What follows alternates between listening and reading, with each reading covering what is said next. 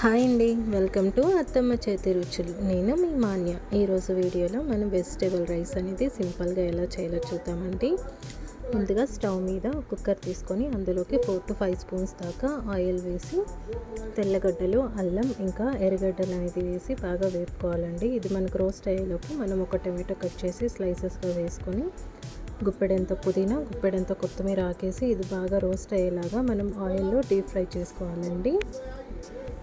ఇక్కడ మనం ఫ్లేమ్ అనేది మీడియం ఫ్లేమ్లో పెట్టుకొని బాగా ఇలా డీప్ ఫ్రై అయ్యేలాగా మిక్స్ చేసుకుంటూ ఫ్రై చేసుకోవాలండి. ఇది మనకు ఫ్రై అయ్యేలోపు మనం పక్కన 1 కప్పు దాకా కొబ్బరి తీసుకొని, పచ్చి కొబ్బరి, దానిని గ్రైండ్ చేసి పక్కన పెట్టుకుందాము.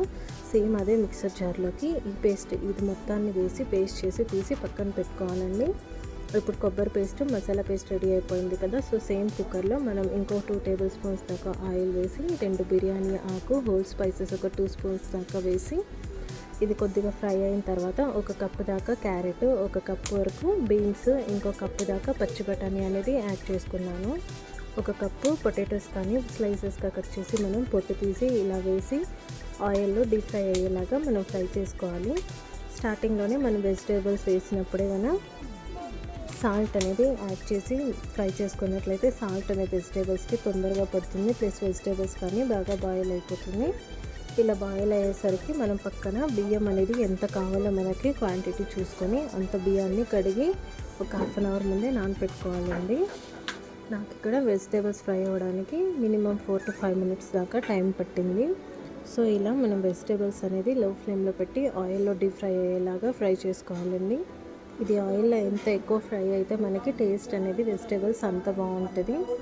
సో ఇప్పుడు ఇలా ఫ్రై అయిన తర్వాత మనం ఇందులోకి ఆల్రెడీ గ్రైండ్ చేసి పెట్టుకున్నటువంటి మసాలా పేస్ట్ ఇంకా కొబ్బరి పేస్ట్ అనేది 2 వేసి ఇంకోసారి బాగా మిక్స్ చేసుకొని దీనిలో కానీ ఏదైనా పచ్చివాసన ఉంటే పోయేదానికి ఒక 2 to 3 మినిట్స్ దాకా లో ఫ్లేమ్లో పెట్టి మొత్తం మసాలాని వెజిటేబుల్స్ మిక్స్ అయ్యేలాగా మనం ఫ్రై చేసుకోవాలండి.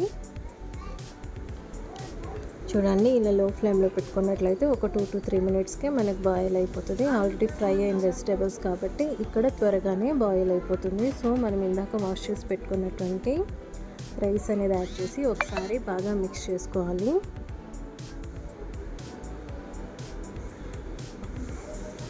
చూడండి, ఇలా బాగా మిక్స్ చేసి పెట్టుకోవాలి. ఇలా మిక్స్ అయిన తర్వాత మనం ఎంత వాటర్ బియ్యం యాడ్ చేసామో రైస్ అనేది దానికి డబల్గా వాటర్ అనేది మనం యాడ్ చేసుకోవాలి.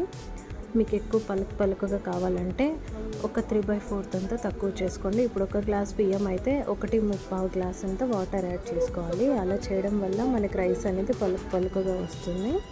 సో నేను ఫైనల్లీ ఇక్కడ స్టోన్ పువ్వు అనేది ఒక స్పూన్ దాకా, ఇంకా కస్తూరి మేతి 1 స్పూన్ తీసుకున్నాను. ఫైనల్ టచ్ పుదీనా ఇవ్వడంతో ఫ్లేవర్ అనేది చాలా టేస్టీగా ఇంకా బాగుంటుంది. సో మనం ఇలా మిక్స్ చేసుకొని వాటర్ అనేది బాయిలింగ్కి వచ్చిన తర్వాత ఇందులోకి నేను టేస్ట్కి సరిపడా బిర్యానీ మసాలా కొంచెం, ధనియా పౌడర్ 1 స్పూన్ దాకా, ఇంకా ఎక్కడ పచ్చిమిర్చి యాడ్ చేయలేదు కాబట్టి పచ్చిమిరపకాయ పౌడర్ అనేది నేను ఇక్కడ ఎండుమిర్చి పౌడర్ 1 స్పూన్ దాకా వేసి ఫైనల్గా మిక్స్ చేసుకున్నాను. మనకి ఇలా వాటర్ బాయిలింగ్ ఉన్నప్పుడే ఏదైనా టేస్ట్ సరిపోలేదంటే చెక్ చేసుకొని ఆ ఇంగ్రీడియంట్స్ని యాడ్ చేసి అడ్జస్ట్ చేసుకొని మనం లిడ్ క్లోజ్ చేసి 1 or 2 విజిల్స్ వచ్చేదాకా పెట్టుకున్నట్లయితే రైస్ అనేది పలుకుగా చాలా టేస్టీగా మనకి రెడీ అయిపోతుంది. ఎవరైనా మన ఛానల్ కొత్తగా చూస్తున్నట్లయితే please do like, share and subscribe my channel అత్తమ్మ చేతి రుచులు. థ్యాంక్ యూ అండి.